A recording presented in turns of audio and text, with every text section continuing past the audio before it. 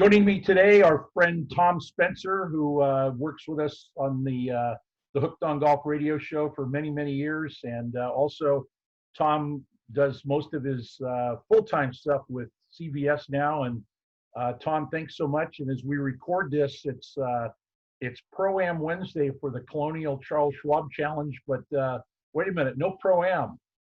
How are you? And thanks for spending some time.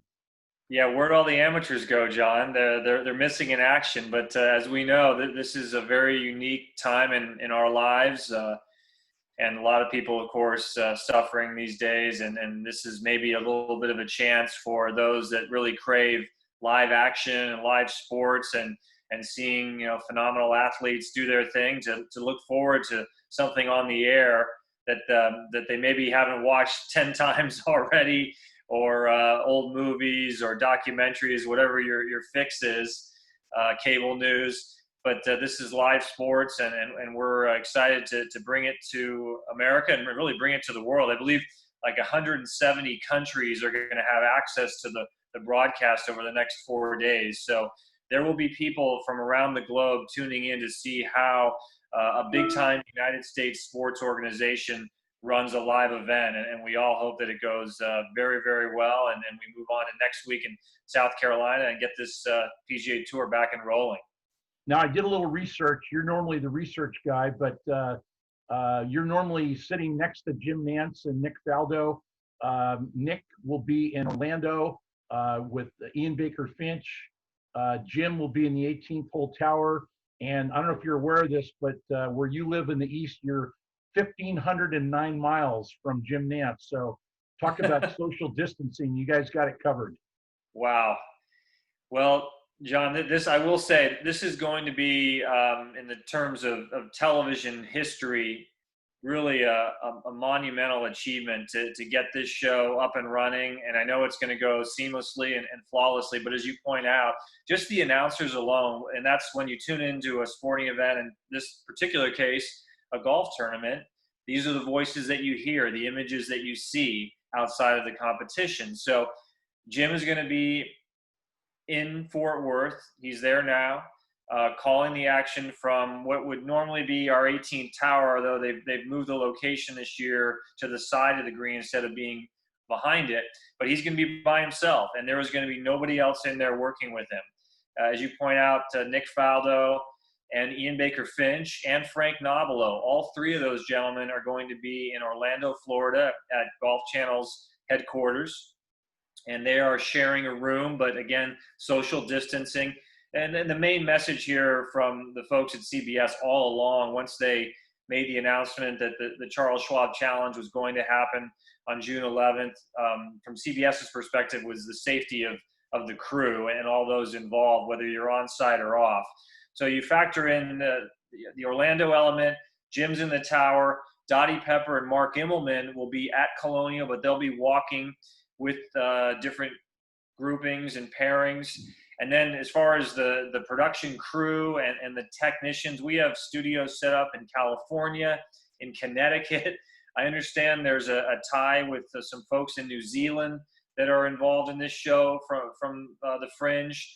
I mean, everything's important. And then you have people in my position that are working from home, others who are in Fort Worth, John, but are not allowed to leave their hotel room other than for exercise or to get a bite to eat. So even though they'll be working, they'll be doing it from their little space in the hotel, and they would only be called upon if somebody were to get sick. And we certainly hope that doesn't happen. Everyone that's been tested so far, from our standpoint, as well as players and caddies, from what we understand, is 100% healthy. So let's just hope that trend maintains itself throughout the week. And you had told me before we hit the record button here that you've got a module that's similar to what you use when you're in the 18-hole tower with Jim, and it allows you to talk to multiple people off air and provide some of the backup information. So, this is really, you said it's really a Herculean effort to make this happen.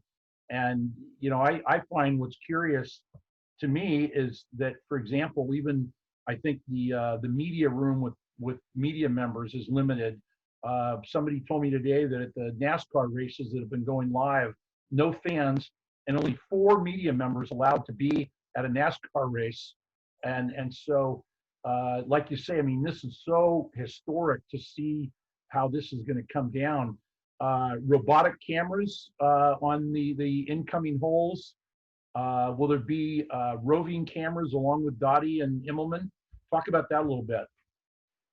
Right. Well, the challenge is for someone like our director, Steve Milton, is how you're going to actually cover this event with really a skeleton crew.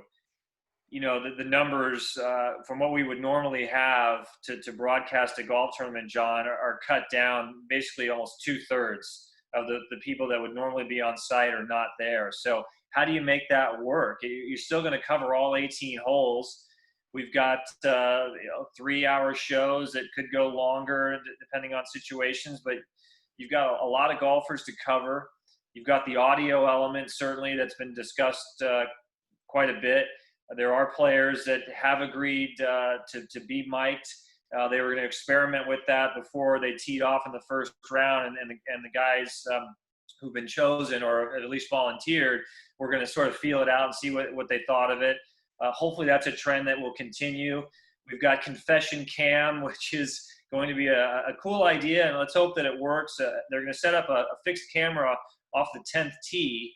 And what happens at Colonial, John, is the 10th hole is a short par 4 where guys lay up off the tee. And typically when you get there after making the turn through 9, or hypothetically if you were teeing off there Thursday and Friday, but I think this will be more of an in-round element, there would be a little bit of a delay.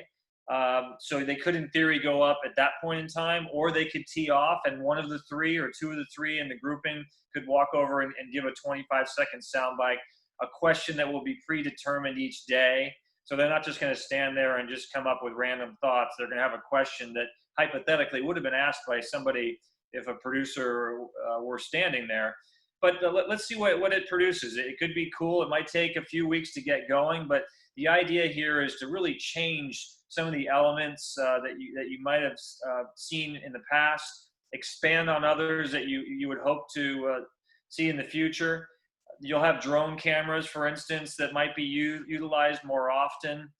I think if you're an architecture fan of golf courses, and sometimes when you're watching on TV and maybe not distracted, but your eyes naturally are fixated on the player and then maybe the gallery, since there are no fans, you're going to be basically seeing this course as it looks in its pristine form.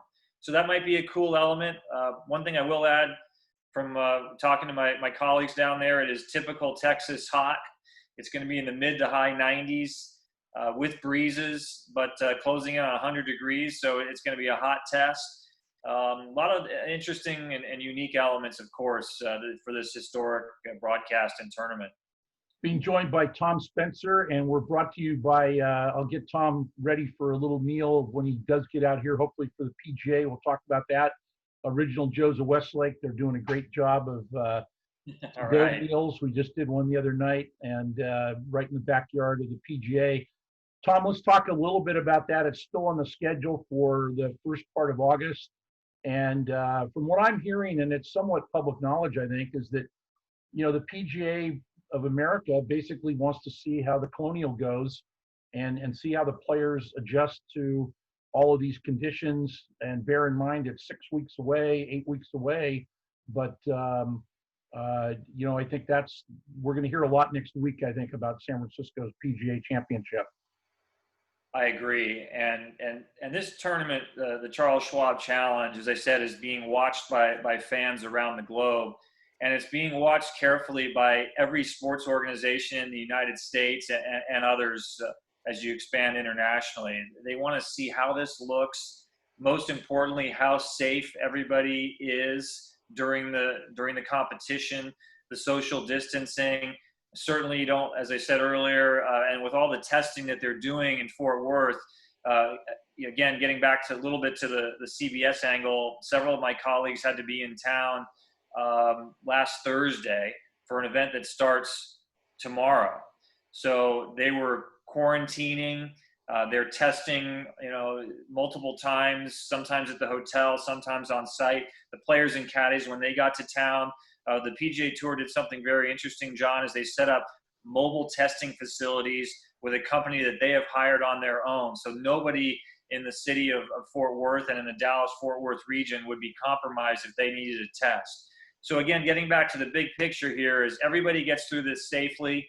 There's a competition, of course, that we'll be watching and be excited to see how it ends up. But everyone wants to see how this looks, how this appears, the process that everyone goes through. And as you know, a lot of other sports are waiting in the wings. The MLS making an announcement here to get soccer going later this summer. Obviously, baseball, the NBA are waiting in the wings. You can pick the other sports, certainly the NFL being the behemoth. They all want to see in some form or fashion how this looks and how it appears and how everything is kind of comes out in the end. And then moving on to next week, because again, this is the first of 11 in a row that we're going to be broadcasting.